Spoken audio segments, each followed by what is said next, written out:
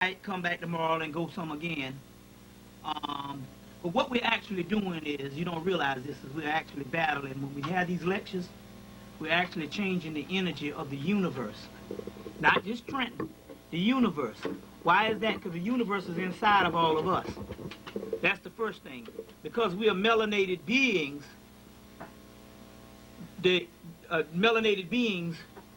it has direct effect on the universe.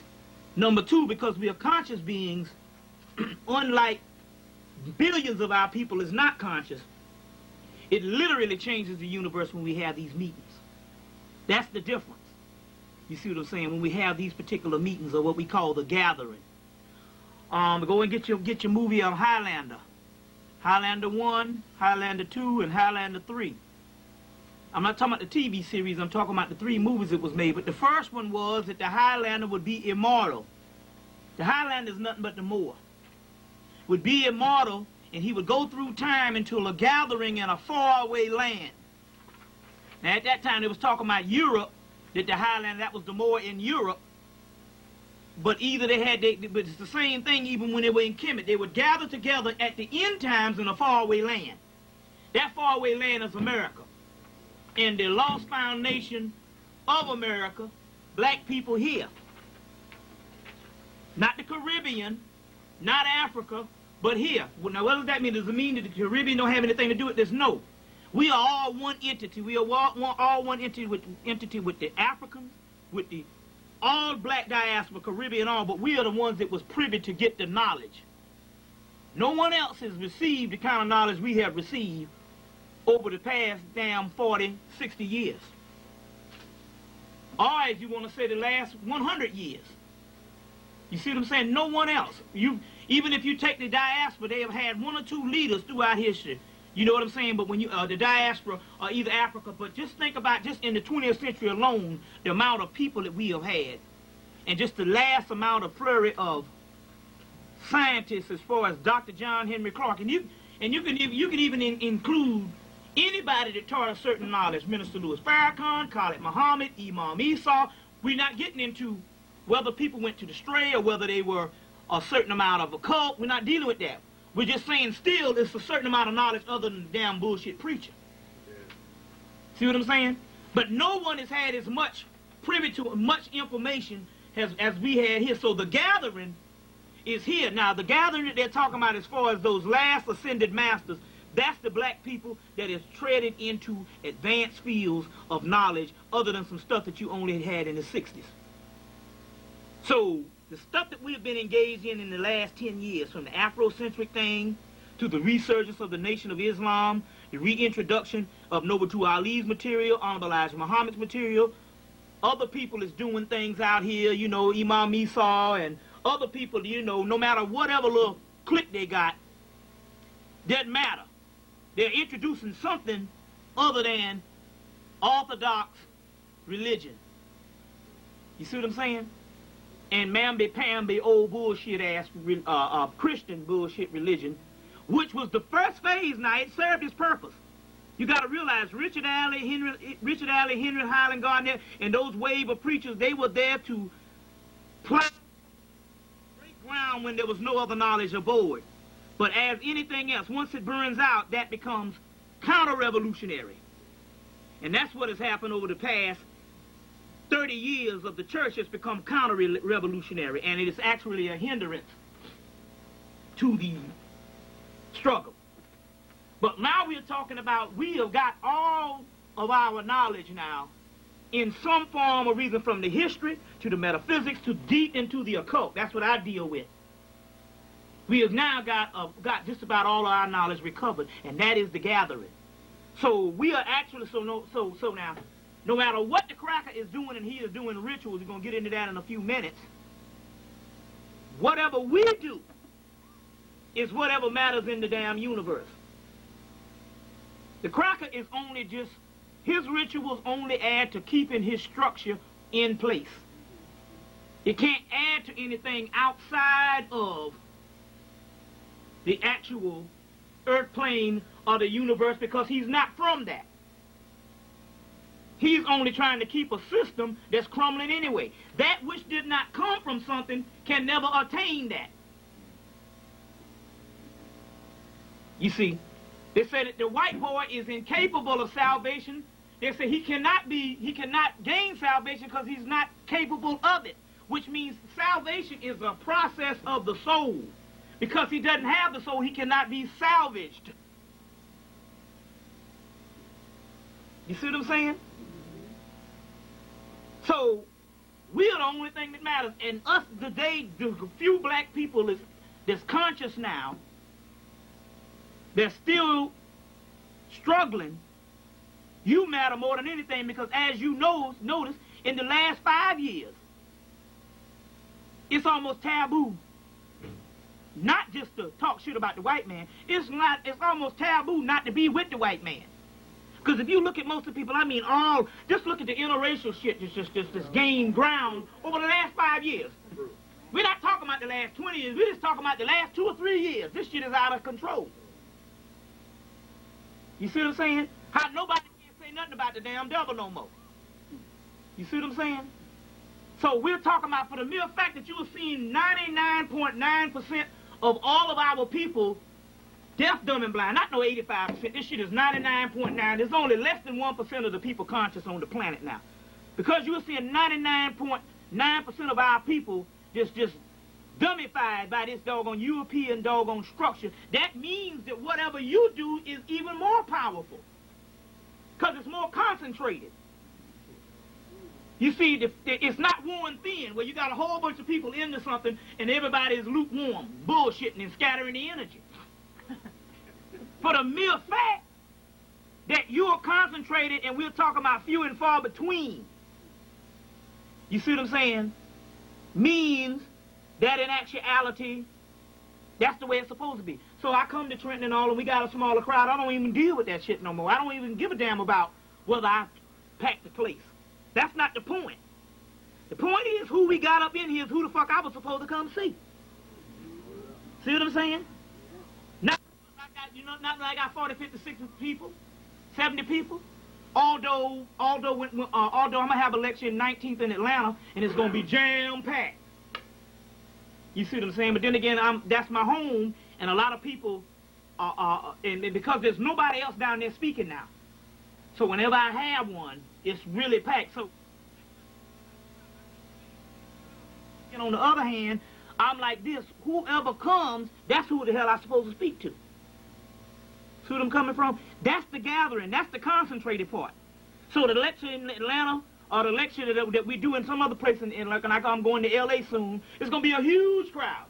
But we know the huge crowd, it's only going to be about the same amount of people in this room that's really the ones I'm coming to speak to. The rest of them just to put on the show, fill it up so some people can get paid and the financial shit to pay for the plane ticket and all that stuff. You see? So we use them as the fill-in. You see what I'm saying? So it's just like an army. We put the first crew out there and stuff. That, you know, the first crew out there. That's ancient science. So you got to go rent the movie, The Big Red One. The big red one with what's my man's name? Lee Marvin and Mark Hamill. It was like 4 of them. And they used to use the imagery as blocking. Because these 4 mongrels was the one that said, we're going to stay alive through this war, so we're going to use everybody else as a damn human shield. And the whole movie, they kill up about 3 or 4 platoons, but them 2 or 3 niggas that say they're going to stay alive. That's common. That ain't nothing wrong with that. That's common denominator on the priesthood. John Henry Clark told you that in the priesthood, they always have several decoys. You see what I'm saying? So we're only interested in the thoroughness of it all. You see what I'm saying? So right now, we're changing the energy to bust up a damn ritual, a major ritual that started today. We'll get into it in a few minutes. I know what the cracker doing. He started a major ritual today. He started the other one in August. One before that in last September. So this whole Monica Lewinsky impeachment shit is a damn ritual. On the other realm, trying to stop the forces that's predicted in this book. Nostradamus 1999. We're only a few weeks from 1999, a few days damn near. a few days from 1999.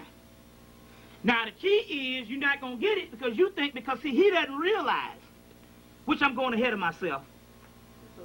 I'm going ahead of myself, but I might even backtrack. He's thinking it's some Arab over in the Middle East. So that's why they over there trying to blow up some shit, trying to stop the great king of terror, this dude to come and kill their ass, when it's us. A group of individuals talks about it even in the it talks about it even in the Book of the Dead. You see what I'm saying? And it's interesting that I'm talking to you because when you look it up in the hieroglyphic dictionary, it spells my name, H-E-M-M-I-T. Yeah, H-E instead of I-T-T, it's H-E-M-M-I-T. It's in the hieroglyphic dictionaries. And it means a group of spirits that will be living in the last days, the Hemet spirits or the Hemamit. It's either called the Hemet spirits or the Hemamit spirits. You see what I'm saying? Which I was born with this name, so I didn't change it to this thing. And I'm not trying to make no claim that I'm the Messiah or you all follow me, none of that kind of shit. We're not talking about that. I'm just trying to give you a description, just so happen my name, it happens to be my name, and it talks about a class of beings, or it's also called Kim spirits, which means black. The word Kim means a class of stars. And every man and every woman is a star. That's what you are. S-U-N of God. Instead of S-O-N. That's that old. It was changed to S-O-N based on patriarchy. To try to wipe out the damn woman. And wiping out the woman is to try to kill the feminine energy because it is the feminine energy and it's not no mothering shit. It ain't no mothering in love. It's the pure violence of this feminine energy. Pure ass-whipping violence. Heru, it is pure hatred and anger, which is the divine shit we talking about, the white man telling you not to hate. We'll get into that too. We're going to deal with it tomorrow on the theology of hate. Ain't no shit I made up. So the only thing all that nigga that ain't gonna fool. I'm telling you, the shit that you feeling and you saying fuck this shit, that's the God in you telling you what time it is. Including fuck niggas too, because that's who you get mad with most of the time, because niggas is fucked up too. As a matter of fact, all bullshit aside, I hardly have any confrontation with the damn white man, because he, other than the regular racism, and that's been going on since we've been here. You're used to that shit, and we gotta understand that the white man is doing what he's designed to do. Don't get mad at him for doing what he is designed to do. I'm upset with black people for having all this potential and don't want to do shit and don't give a damn, don't want to be nothing related to themselves. You see what I'm saying? So either way we talk about this psychology of hate is a certain spiritual energy that we're talking about right here. So, right here. So we're going to pour libations. Also, too, we got to get out of this childlike people shit. We are a childlike people. So I might come in and do some profound stuff, but say one or two curse words and a person dwell in on that. Like say the sister was going to buy my tape and she heard me curse. I don't want that. You see what I'm saying? Because we are a childlike people. That's what children do. Children can't get nothing, but if you curse one or two times, they'll always pick up on what's called. They're like when we took Spanish for the first time in high school, the first thing you do is learn all the cuss words. Besamacula, kiss my ass. Tamana choo-choo, give me some pussy. That's it, shit, we learn all that bullshit. You see it? That's the first thing we ask. What the cuss words is? Besamacula. Everybody, Besamacula. You see? That's a childlike spirit, and black people are reduced to childlike spirits in slavery. So therefore, we're only going to pick up on the things. Like I was in New York and did this whole major lecture on all this profound stuff. And the brother came and said, man, it was awesome. But I'm just interested. You kept saying nigger. I'm like, okay, well, we'll get into the there's the Saw Negro, which is the black son, the Negrito, which is the blackening stage. We're talking about an ancient word. The ancient word Necronomicon, the black book, all this time. I said, but the point is, I'm not even going to explain that. I can't explain that. I say, but the point is, Look at all that damn knowledge we just went through for the last 3-4 hours, and you only pinpointed on some bullshit, an argument that you done had the last 20-something years. You didn't learn nothing. I'm saying, I said that's what's more concerned. I'm more concerned about that. That's the tragedy to me. That you come into a place, it's like, Khaled came into a place, and this was the first time that most of the people at that time, about 10 years ago, ever heard the King Alfred Plan, the Rex 82 King Alfred Plan. And he read the King Alfred Plan, and he said, God damn. So at the end of the lecture, some woman stood up and said, we need to be more consistent. What the hell are you talking about? Well, you said the word goddamn. Now, this is an educated black woman in her damn 40s or 30s or whatever. I'm like, this man just told you these people coming to kill your ass, and the only thing you dwelling in on is goddamn? That's because we're childlike people. That's the difference. We're pathological grown-up children at large, permanent children. You see. And we dwell on the small, mediocre thing. That's why you ride a damn bus. You'll see that. You ride a bus, you get on it. You'll see a white person on there, city bus.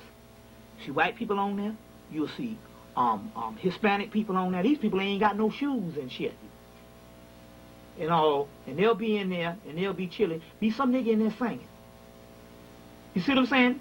Because we addicted to certain pathologies. You see what I'm saying? And we don't understand there's certain things. We go out to the mall now, and they got people out there and all, and they go out to the mall thinking they're going to get found. So they got a group of the doo-wop groups like Boys and Men. They got about 400 of these people, and they just are singing and shit. We got to get out of all that bullshit, because most people, that's all they expect us. You see what I'm saying? When they had that survey with black people, elementary school, white kids and black kids, and it was a survey on how white kids think, what they think of black kids, not what black people think of white children, because we think of them as being God. But it was a survey of what white children think of their elementary school. I think elementary or junior high school, I think it was like, 6th and 7th grade, 6th, 7th, and 8th. And they say, well, what do you think of black people? They say, well, they're good at sports. Obvious shit. They like their hair. The women, they like their hair. Because we preoccupied with fucking hair. You see what I'm saying? That's why if you see black women, you see them, if they got that perm, I guarantee you don't have to be in their sight for 4 seconds and they're grabbing onto that shit. You see, it's almost, they've done it so much until it's almost a reaction. You know how you scratch someplace so long until it becomes a common reaction? So you do it without thinking about it. They're always grabbing their hair. So they like their hair, and they like to sing, they like to dance. The same old basic shit we've been doing since goddamn buck dance days. Because we are a childlike people. And we think it's talent. No, the talent has been gone. We ain't producing no talent. Most of that shit is bullshit now. The music is horrible, all of it. Not just the rap, all of it. If you really listen to it, it's horrible. We're not producing nothing that we produced before. All that stuff is, they got 6 or 7 women groups, and all of them sound horrible. And you know what I'm saying? It's like even when I bought your girl, and she's Artist of the Year, your girl, from the Fugees, Lauryn Hill. But if you listen to her, Lauryn Hill can't sing worth 4 nickels. Over clever. I say this shit ain't shit. I say that. Wait a minute. After a while, and the yeah, all that old bullshit. We ain't producing nothing. Now, you think this is all in the scheme of things, but we are a childlike people that we got to get to a higher level, at least with us, because this stuff is over. You don't believe nothing. I'm not here telling you. See, I'm not going to espouse to make a better day for black people. That ain't happening. So we cut through the bullshit, so we don't have to come back here thousands of times again thinking the earth going to get better for black people. That's not happening. First of all, I'm looking at black people at a new light now. We're actually an obsolete people in the white man's society. These crackers is on a whole nother damn level. I'm not, believe me, I can say this shit about black people because I talk shit about the white man. We're going to go into this Yaku thing again tomorrow on some new evidence on the Yaku thing tomorrow. But I can talk this shit because I tell you the white man is the fucking fucked up enemy, or the devil or the beast or whatever you want to call him. So that way I can be critical with black people, so I'm not like no some old Republican motherfucker for telling you, we're looking at a critical analysis of black social pathology and behavior, and all right, and black social pathology and behavior. So my point is, it's almost like overnight we have become obsolete. Now we know the white man is behind this stuff, but my point is, I'm saying this particular thing because there's something divine in what I'm saying, as if when you realize that there's no future for you, you can get to the next plateau. It is only when you realize that there's no future to you, that you can go to the next plateau, or still be bouncing around here talking about we don't own this and we don't own that. We're never going to do that. We're never going to own it. Number one, we are not advanced enough to own it because we are sick in the head. Number two, on top of that, we got an enemy that's going to make sure that we don't want it. Number three, we got an enemy that we don't know our damn enemy no more. Most people don't suspect that the white man is their enemy. Whenever the white man made you embarrassed to talk about racism, he got your ass. So the masses of the people are finished. But then again, there's something divine in that, because that's what is prophesied. When all is lost, that's when it comes. The guy Kafka, Franz Kafka, there's an article in the book, the Messiah text, which is the Jewish Messiah text, which they took from the ancient, not the Jesus Christ or the Christianity thing. That's the Roman. But we're talking about what the black Hebrews thought of the Messianic thing in the Messiah text, Raphael Patti's book. And in that, as Franz Kafka said, the Messiah will come when there's no longer a need for one. Which means that this particular plane, the Messiah, the act itself, or when it comes, this particular plane has to be over. So we're talking about now having a group of people that look beyond this bullshit. Because it ain't happening. So once you get that in your head, and you can go further. You see what I'm saying? You can go further on what's really going on here. You see what I'm saying? Now, looking further, my main thing is to give the science of what is all beyond that, and what is the actual part of looking forward to that. And then basically that's what I've been doing since I've been lecturing. But even more so now, and now is the most critical time, because never before in history do you realize that we got a people that is impeaching. This is what Honorable Elijah Muhammad said, you'll know the end when the infighting starts among themselves. When self accuses self, when the infighting starts among the people who ruling you. Now, whether they doing it for a ritual, because a lot of this stuff is fake, it doesn't matter. For the mere fact that they got to even put it to you that they got to impeach the damn president means that there's something happening bigger. And they got to give it to you that way to distract you. Now, I brought the mind control books up the last time. We got enough here.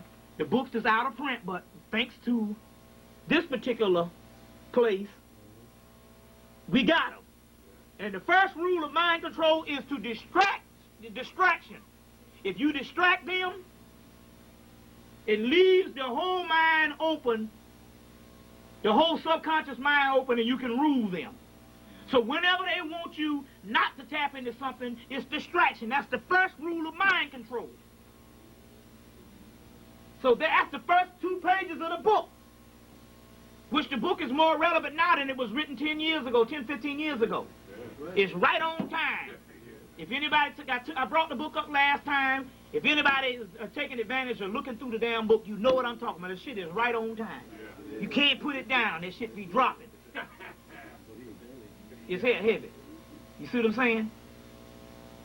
And you take that book and you take 4 movies and put them together as a series, and you really got some shit. So you take that book, read that book, then go get Running Man, Arnold Schwarzenegger, and then go get, see, they made them in series, but they separate them about 2 years apart. That way you don't catch on. So they take Running Man, Arnold Schwarzenegger, and Total Recall, Arnold Schwarzenegger. You put them together, it's an actual manual. Then you go and get Demolition Man, Sylvester Stallone. 2 years apart, you go get Judge Dredd. They're made to go together.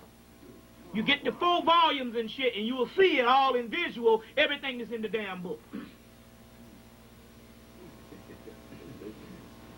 We're going to get into that in a few minutes, especially the Judge Dredd thing. But it's straight up mind control. You see. But this is the key right now, and if they can distract you, they got you. You see. So let's do some libation right quick to get the God's theirs, or the energy right. Because who was out here hollering outside? What the hell was that? Somebody out there acting a fool? Yeah, it's children. Oh, that's children. Okay. All right, then. That's excusable. I thought it was grown people, because, see, the last time in Atlanta, the last 2 times I spoke there's always some crazy stuff going on the outside while I'm speaking. And then I figured it out. I spoke there from 95 up to 98, and the energy was all right. And then the energy, and they was constantly bombarding the place with energy. And then when the energy got real bad in the place, then the bullshit broke through. And we could no longer stay there anymore, so the place closed down. So we got the bullshit started happening when another place opened up. You see. So, so I just thought it was like that. But if it's children, that's understandable. That's some good energy anyway. You see, but then again, on these new damn children, I don't know.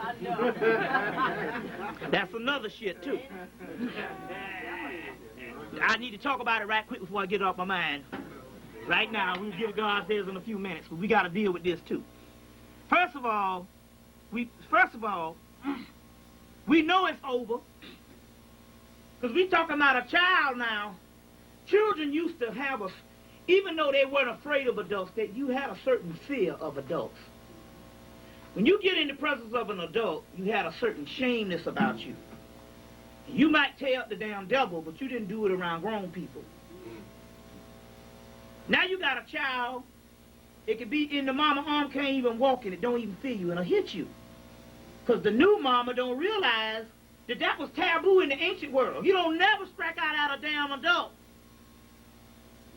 They'll hit you now, and the new mama thinks that that's cute because she's a baby having babies.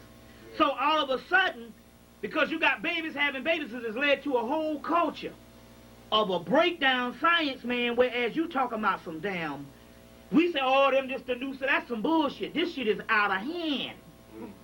I'm not talking about juvenile delinquents. I'm talking about children that can't distinguish you being an adult. You understand where I'm coming from? You being an adult and other children. They don't know the difference now. And not only that, we're talking about a people that if they commit an act in front of you, that mama don't chastise it. So you be talking and all, and she has to stop. She talking to grown people, and the child want to get in on the conversation, and she has to stop her conversation with a grown person just to answer this damn, that shit didn't happen back in the day. Yeah. First of all, you don't open your fucking mouth when grown people talking. Children's supposed to be seen and not heard. You think that's cruel, but these were doggone laws and stuff that we had to do because we were a dead people out of slavery. So we had to have strict codes and shit for the simple doggone fact. The white man was engineered us to go crazy in about 5 or 6 years after slavery. But we cultivated a culture based on discipline till it ended up. The white man started copying our shit. He's saying, if these people here to produce the culture, till in actuality, they're more humane than us. You see what I'm saying? So now what we're talking about here, we're talking about there is no boundary between adult and child. Because the new mamas don't know and the new daddies don't know. But basically, they don't know, they don't understand. So she's going to stop her conversation to go address him. You see what I'm saying? Back in my damn day, they'd have stopped the conversation to pick a nigga up ass off the floor and put his teeth back in his mouth. You see what I'm saying? That kind of stuff we're talking about. So we're talking about raising animals. Raising doggone animals. You see what I'm saying? That kind of thing. You got some people that get on top of it, but a lot of the mothers, the younger ones, and the fathers, we just say mother because a lot of them, they left because the discipline ain't there with the father or whatever. But a lot of people are left, even if they are together, they don't understand the concept that a child is a different entity and is supposed to have a certain amount of rearing. That's the common knowledge throughout history. Not, I feed my child, you drop off some damn food. Now you got to drop off the food. I take care of my child, that ain't doing it. So my point is, we're talking about another, And plus, okay, let's just say for the sake of argument, there are some very advanced and spiritual people, souls that came back. You must understand, because it is a very advanced and spiritual soul, it has to take much more care based on the energy. I was a very advanced soul, but I was bad. But the difference between my bad is I was bad outside of my mama and them things. You see the face? I tapped the devil. You see what I'm saying? But around grown people, it's a whole different thing. You see? Like old drunk man came to the house. Pearlie came to the house drunk. My mama say, nah, he out there drunk. She said he might be drunk and he might be falling down. But you don't ever say nothing to this man. I'm going to your ass. He's still an adult. I don't give a damn if he's sloppy drunk. You call me and I deal with it, but you don't never say nothing to him. I don't give a damn if he's falling off the fucking porch. That's the kind of doggone camaraderie you had based on a certain discipline. You see what I'm saying? That's right. You know, you see, you can't let, so the thing about you can't let shit pass. But so now we're talking about a people. If you saw what happened to the generation that just went through all this bullshit, what you think will happen to them ones that's coming up? You see what I'm saying? Them generic babies. You know what I'm saying? So this is some stuff we're talking about. All the more to tell you that this particular stuff is over. You got to realize. Elijah Muhammad said that the key is you got to believe in an end. You got to believe in the end. That's quintessential to this particular stuff, because the white boy still wants you to think that this shit gonna last forever. That way you consider his ass. You see what I'm saying? Now, why couldn't he kill me? Because I was on the right track. You see, the white boy know all about me. They scared as shit, because there's a certain energy field going to certain people. Because I'm not trying to make a better America. So even you got conscious people still trying to get back to Africa and make a better, do all this. That shit ain't happening. To me, I want one thing and one thing, or I wanted the shit to be over. Because I'm in the right energy field on what cycle it is, he can't fuck with that because he can bring about that. Even if you kill the person, you can bring about that particular part. So they don't mess with me because I'm on the right cycle. I want it over. You see what I'm saying? So that's the difference between the other people out speaking and stuff and all, and they're giving you all this other stuff to enhance your life. You living around the damn cracker. I mean, the damn cracker got everything for you to keep you happy. So how much enhancing you need? That motherfucker got a damn station on every channel, and I grew up with fucking three damn stations, ABC, NBC, and CBS, and that's all. Now that mother got a station on every damn channel and shit. Plus 300 more channels if you get the satellite dish. This man got everything for you to enjoy. We ain't trying to improve the quality of life. We trying to doggone get rid of this damn madness. That's the doggone drug out here. You got to understand the science on this, you see. So we're going to pour these libations, and we're going to get into this particular lecture. Amen Ra. I say Ka. I say Ba. I say Ab. I say Ku. I say Sahu. I say Cab. I say Cabot. I say Cat. I say Second. I say Hosea. I say Soot. I say Newt. I say Apit. I say Soot Nessie. I say John Nessie. I say Ra Nessie. I say Soot Nubit. I say Cthulhu. I say Azazel. I say Azathoth. I say Hastar. I say Shub-Niggurath. I say Nirlahotep. I say Dagon. I say Dogon. I say Amma. I say Neama. I say Ba. I say Na. I say Nenana. I say Ka. I say Nomo. I say Amma. I say Yugaru. I say Yugaru. I say Digitalia stages. I say Izumu. I say Buzimu. I say Mozimu. I say Kamara. I say Kingu. I say Marambo. I say Rarimki. I say Muzimu. I say Vodo. I say Da. I say Seldo. I say Jodo. I say Fi. I say Yi. I say Fa. I say Mawa. I say Si. I say Magua. I say Leah. Lisa. I say Legba. I say Ishu. I say Papagate. I say Ogu Ferelli. I say Ogu Shango. I say Oladumare. I say Odudawa. I say Ososi. I say Olakun. I say Ishu. I say Akra. I say Nothro. I say Magja. I say Sasaman. I say Mayampam. I say Sasaman. I say Akarapan. I say Kimi. I say Sasaban. I say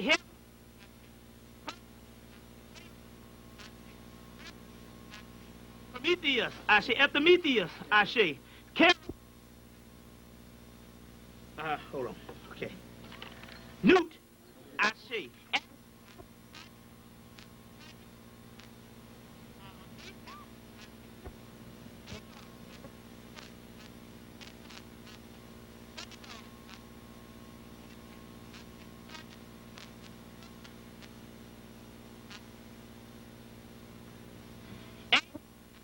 The Uda, I say Ain Sar, I say Sephra, I say Kether, I say Shakma, I say Bina, I say Chesed, I say Geberah, I say Tiferet, I say Had, I say Yased, I say Malkuth, I say God.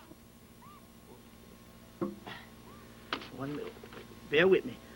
I say Osea, I say Aset, I say Heru, I say Raheru Kahudi, I say Heru Raha, I say Har Sefi, I say Sutha, I say Sut, I say Mim, I say Patah, I say Minivis, I say Bass, I say Bess, I say Baal, I say Baset, I say Butchers, I say Dudun, I say Duamutep, I say Seba, I say Shekmet, I say Sheba, I say Selket, I say Setek, I say Set Amra, I say Tetanin, I say Satis, I say Upwarit, I say Timu, I say Kimu, I say Tachacha Chiefs, I say Himu, I say Himamit, I say Hetheru, I say Anpu, I say Nebhurt, I say Yima, I say Odin, I say Freya, I say Balda, I say Lachi, I say Thor, I say Freya, I say Freya, I say Sif, I say Nethris, I say Brahmin, I say Bravini, I say Vishnu, I say Ramachandra, I say Shiva,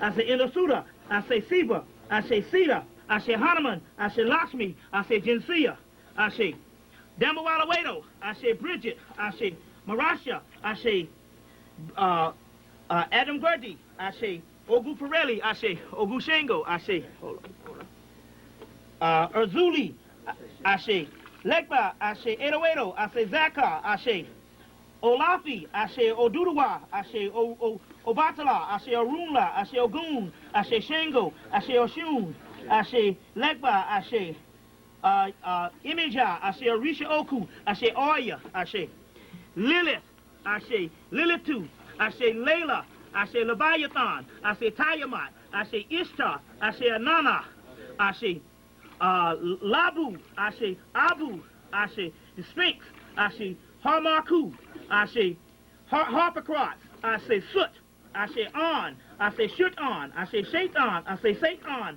I say Selket, I say Sashet, I say okay, hold on. Well, I guess that's the same damn thing over again. So to all God,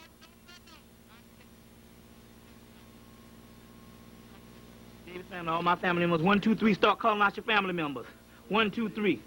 Ashe, Ashe, Ashe, Ashe, Ashe, Ashe, Ashe, Ashe, Ashe. To all gods known and unknown. Ashe. To all ancestors known and unknown. Ashe. That's it. Just give me one more pour with that glass. Ashe. We're gonna give a special shout out to shout out to Brother Flip Wilson. Ashe that just died. Esther Rowe. Ashe that just died. Kwame Ture. Ashe. Somebody else just died too. Huh? Okay. Ashe. Ashe. And I'm gonna dedicate this lecture to a brother by the name of Randy Brown, which I'm gonna get into in a few minutes so you can understand who he is. Ashe. Let me explain this to you.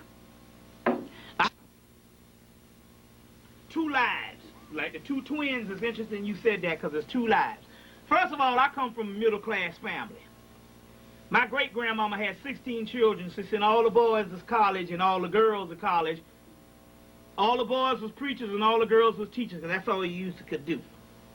And so then the second generation, my mama and all, you know how it is, when niggas get educated, the family gets smaller. Now that shit goes, so my grandmama got 4 children and shit, you know. Her mama had 16, so the family gets smaller. So anyway, basically, I was born with a silver spoon in my mouth. I ain't never wanted for shit. So like I said before, I am on I was a person that grew up middle class on a pilgrimage to be poor. And so that's my lot in life and shit. And the reason why I can really come and say that I talk shit about the money and all that kind of stuff, because since I always had, I don't necessarily miss nothing. You see what I'm saying and all? Because I've never not known not having. That's the thing about it. A good thing about that was this particular thing too. Now remember now, in the South and basically in the North at a certain time, we all benefited because across the street was brothers and sisters who did not have, right across the street. And the house here and the house there, you got to realize all the preachers and the teachers, everybody lived in the same black neighborhood. So the psychological aspect was because Miss Shaw, my grandmama, was a school teacher and my mama was a school teacher, and they lived in the same damn neighborhood, and we all commune with the same people, welfare, drunks, this, that, every part of the society. The other people in the community automatically raised themselves up because they automatically had people in their families that were successful in the extended family. Now all the black people is educated, done moved out now, so therefore the inner city brothers and sisters don't know nothing but the same kind of damn shit around them. You see what I'm saying? And that was the COINTELPRO and based on putting black people into the corporate world so that shit can happen. So the difference between the black people from the 30s, 40s, 50s, 60s, and even in the 20s and stuff is everybody could see a damn model. See, I'm going to pattern myself after a model to do better because you knew all the doggone so-called upward mobile people in the same community. You understand where I'm coming from? Now, on the other hand, because we was in this type of community, I had a friend named Randy Brown was the dialectically opposite from me, which means his family was so damn poor, we used to go in the house, they live in a little two-room house, and I swear to God, for every little dot of stucco on this wall, that's how much roaches used to be running up the mall by the millions. Looked like a damn ant pile. And Randy they used to wear the raggediest clothes, and I mean just dirt down poor. And everybody knew that Alberta Snow's children was the poorest people damn near in town. But here it is now, the school teacher boy. Randy Brown was my best friend, and I love Randy Brown. You see what I'm saying? And it didn't matter based on whatever the status was, you see. But now, they always tell you that the worst damn children in the world is teachers and preachers' children. Okay? I was hell on wheels outside of the family. So I got the great growing up as far as knowing how to behave. But then again, on the other hand, I was doing all kind of shit. So I was an expert rogue or thief at the age of like 7 or 8. Never stole nothing from black people, but I go on a motherfucking white person's stove and come out with that shit. So I taught Randy Brown how to steal. He's a poor man, but his mother was holy sanctified. Holy sanctified, real, you know, holy sanctified. But you know, she, you know how a lot of the holy sanctified people, they was really out there when they was out there. Them the ones that make their staunch Christian, the ones that's out there, you know, giving up ass and both draw legs.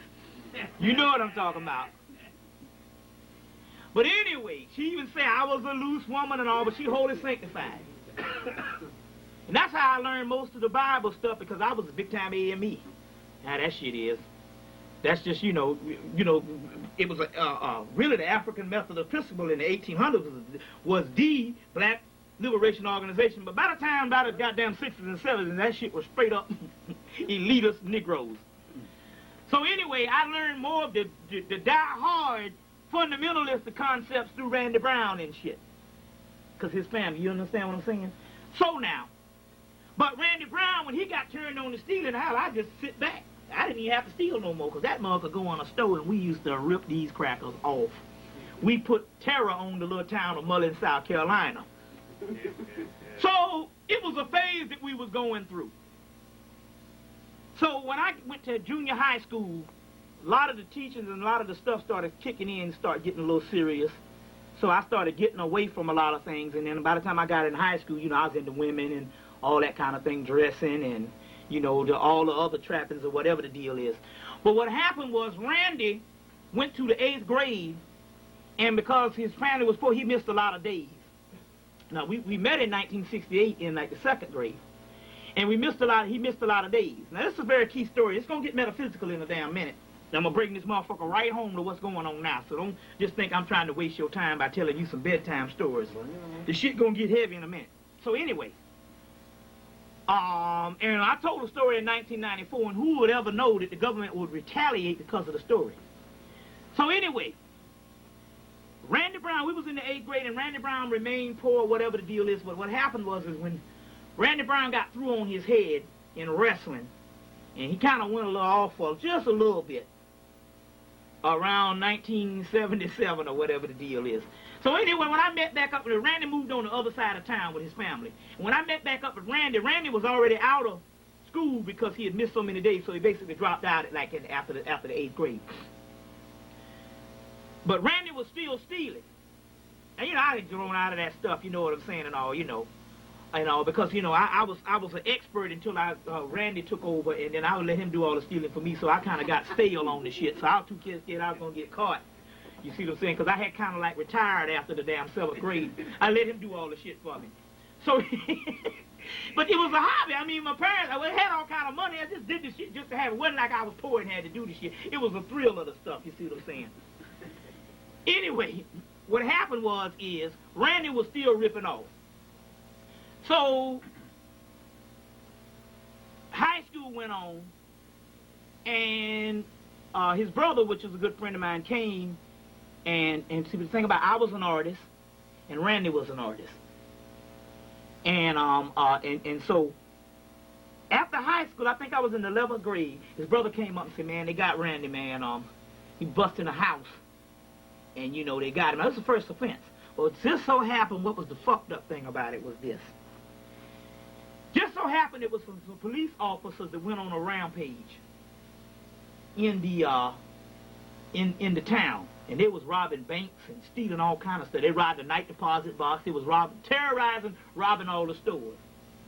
So just so happened a few months before the FBI came down and caught them, a few months before, Randy got caught breaking in this house, and and basically they pinned all the crimes in the town on him. So he got 18 years off the bat, first offense. 17. 2 or 3 months later, they catch the real guys, but then again, a nigga in, they ain't gonna reduce no sentence because they know the truth. So, it's almost like two different things. It's almost like the dark side and the light side. I go off to college and I have a time of my life and stuff, the socialite and just everything, just, you know, just living it up. And America is all this great shit, you know, and I'm just partying back and all, you know, just really, you know, just partying, you know what I'm saying, the girls, and just basically fairy tale lifestyle. Meanwhile, this is the shit. The same time I'm in college, the whole time I'm in college, Randy is in jail for something he did on the first offense. So, because after I was in school, I learned how to use school as just a you know, after I got out and all, I learned how to use school as a place where you can just go and get 3 hots on a cot. So I learned how to do college loans and shit. So I said, damn, I need to get to Atlanta. I was in Columbia, South Carolina. I said, I know what I'll do. I'll get back in school. And I'll get my 3 hots in a cot, get in the dormitory and get me some damn free meals, and then I can go and get jobs and do all that kind of stuff. So I went another damn near 3-4 years. So anyway, it was 8 years, and the day that I got out, the same time that I finished was the same time they let Randy Brown out. And Randy Brown did 8 years. But remember now, he went in at 16 or 17, so what happened was, unfortunately, because he was wrongly accused and all, and he wasn't really a criminal, when he got in, he decided he was going to do good behavior, and he just didn't talk to nobody for 8 years. Sad part about it is when I was getting ready to go to New York, because I was designing shoes at the time, and I was going up to Fifth Avenue to pick out my shoes on the wall, because I did the Fall 88 line and Fall 89 line for this white boy Roger Bowman up in New York, this Jew. So I was really in the shit. You know what I'm saying? Getting ready to get $1 million contract. Had the Jews going to give me $500,000. The Jewish family going to give me $5 because I was a new nigga. And when nobody doing this shit, I was literally hooked up before I walked away from it all. So I come home in between going to New York, and they say Randy's out.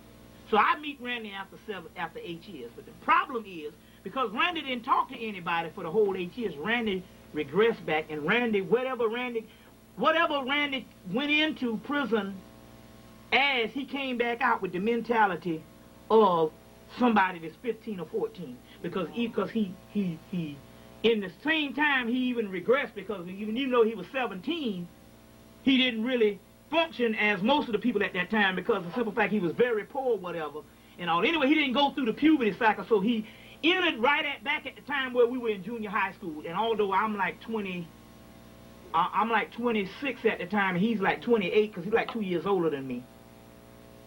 He ends up back like 14 or 15. So we had to teach him how to dress. Randy, they don't wear them big butterfly collar shirts no more from the 70s. This goddamn 1988. They don't wear that now, Randy. You know, Randy, you got to learn how to shave now, Randy, because you are an adult. So we literally had to teach Randy how to be a damn adult, and he had to grow up fast. Okay, scene shift. Around 1988, I started having some visions. So I started having some visions of the particular Egyptian temples that you see right there. Most of those particular temples. And I had this particular vision of I'm having to go back into past and having to go back into ancient Kemet. Now, get into this particular space, and this before I got into any metaphysical stuff. So I'm thinking this shit up in my head, and I didn't know it was visions the whole time, but it was so subtle and so a part of me. I'm saying, oh, I'm just thinking this in my head. But when I get behind the music, this stuff start coming out. And I start seeing visions of these temples before I even really got deep into the art side of ancient Kemet or ancient Egypt, and start finding the shit that I start seeing in visions. So this thing is, I go back in time in this particular spaceship called the Kemetic Cosmic Kefra. Go back in time, and I go back to ancient Kemet.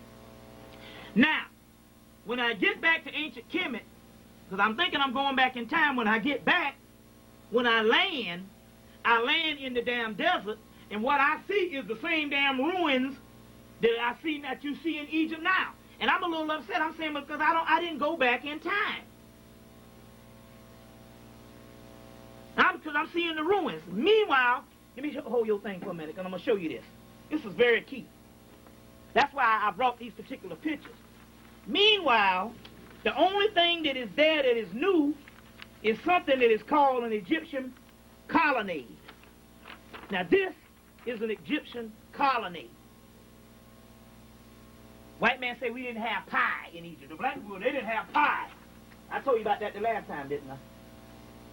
You know, the symbol pie. There go your motherfucking pie right there. Or these are your pie right here, called pylons. So we had the pie. Plus we had the pie.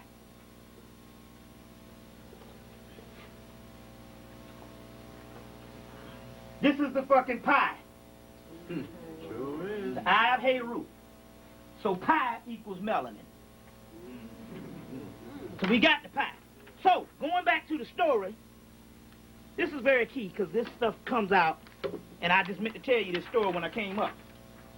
Now, going back to the story, only thing I see new in the desert where we're supposed to go back to Kemet, because we got in this spaceship that looked like a dung beetle. I went back, and the only thing new I see is this. Now, these used to have these big wooden doors. They don't show them in some of the things. But some of these used to have big wooden doors on them.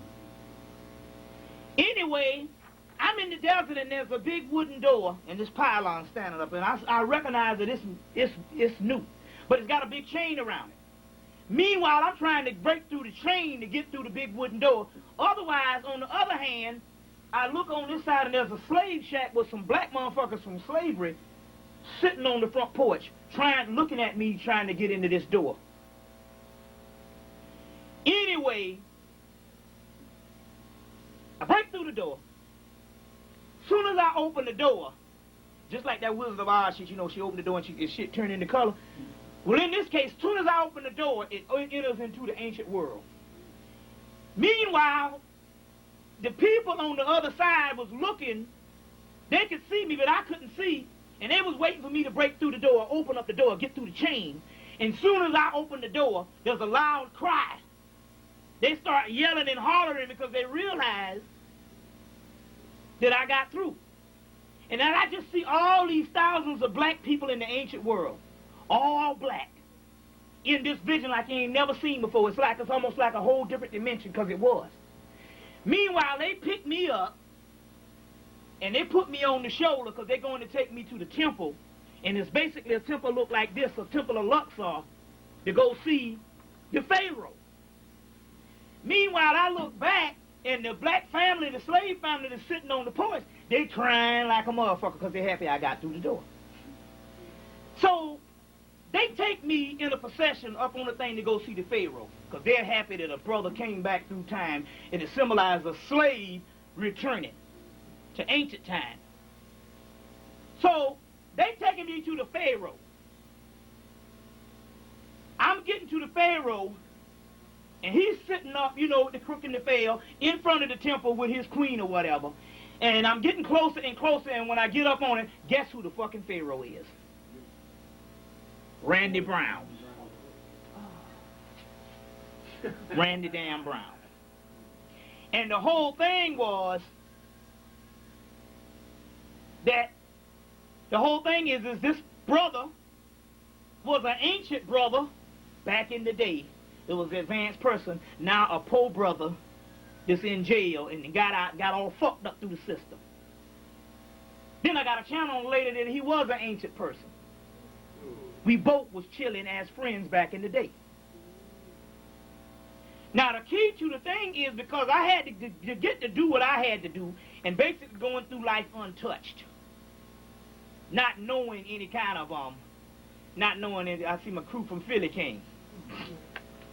Not knowing any kind of suffering, pain and suffering. Literally, the sacrifices that he did, even when we was in real life, is almost like my nemesis or the antithesis of what you call the opposite of me. He was poor, I was middle class, and as a result, he took all the shit that if I had any pitfalls or any type of thing that might have happened to me on a tragic level, Randy was living that while I'm doing this thing here. You see what I'm saying? Now, the key is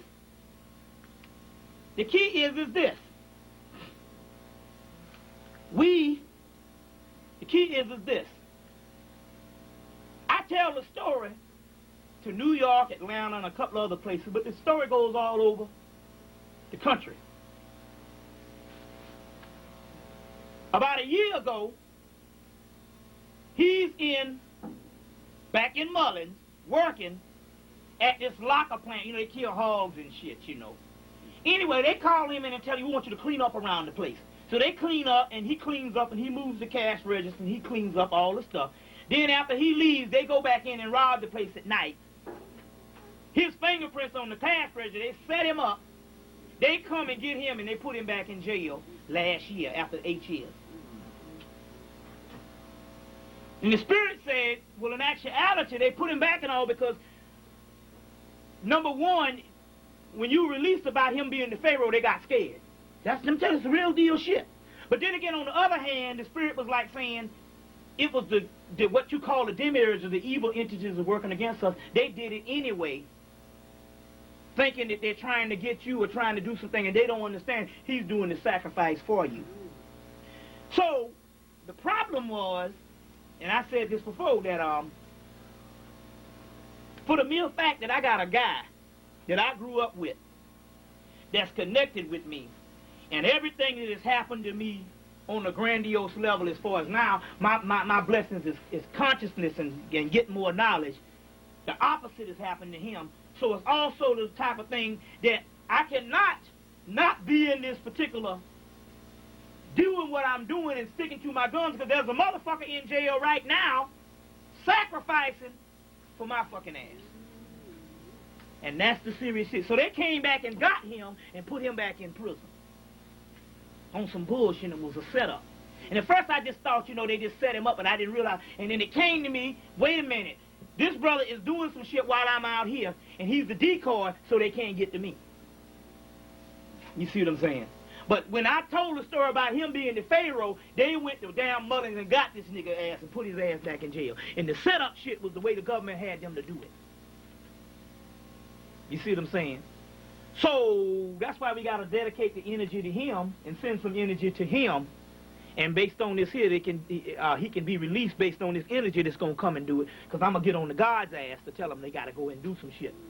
Because we got to demand that type of thing. But on the other hand, it also goes to say that this particular story is a little bit about you that have the privy to have this particular knowledge and privy to this particular knowledge. You ain't got time to be bullshitting because there's some motherfucker out there, whether you know it or not, he's sacrificing because of your ass. They take the many and sacrifice the many for the 1 and 2 damn sparks.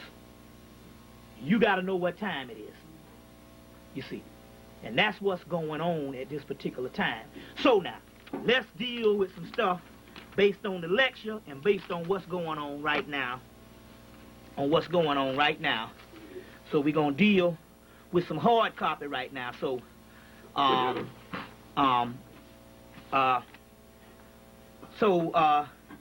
let's deal with some things that's going on. How many people saw the movie Siege yet? Now, you know the movie Siege is the King Alfred plan, literally worked out. Another movie to go see, white people jam-packed up in there to see, is a movie called Bug's Life. Gotta go see Bug's Life. And Bug's Life is about some ants. In the first part of the summer, they work to get up food for the grasshoppers. And then the grasshoppers come and get their food. In the next part of the summer, they work to do their own shit, about like black people. But the key is it's about 15 grasshoppers or less ruling about 2 million motherfucking ants. Meanwhile, one ant stands up and challenges them. And as a result, the guy says, well, it's just one ant. Won't you just, it's no big deal. The guy said, look, next year it'll be 2 ants. Next year it'll be 3 ants, 4 ants. He said, you got to realize we are only a few people ruling millions of them. And if they can ever find out that their numbers is greater, it'll be all over.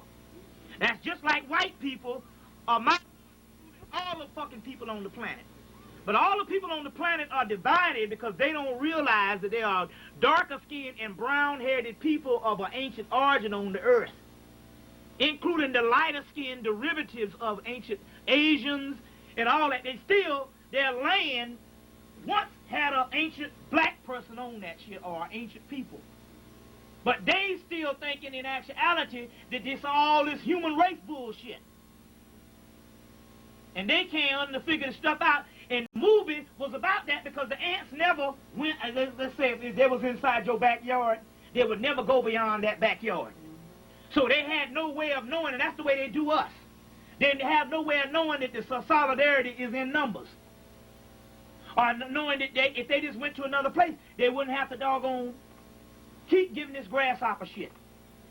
But it's all in the movie. No damn well they ain't putting out nothing now that ain't got no science in it. You got to understand that at this particular time. Is ants the same way too? I think ants is the same way, but that's on video now. So that's on video now. So you need to get that as well as small soldiers. My brother knows. Yeah. The Gorgonites, which is black people, and the small soldiers, which is white people.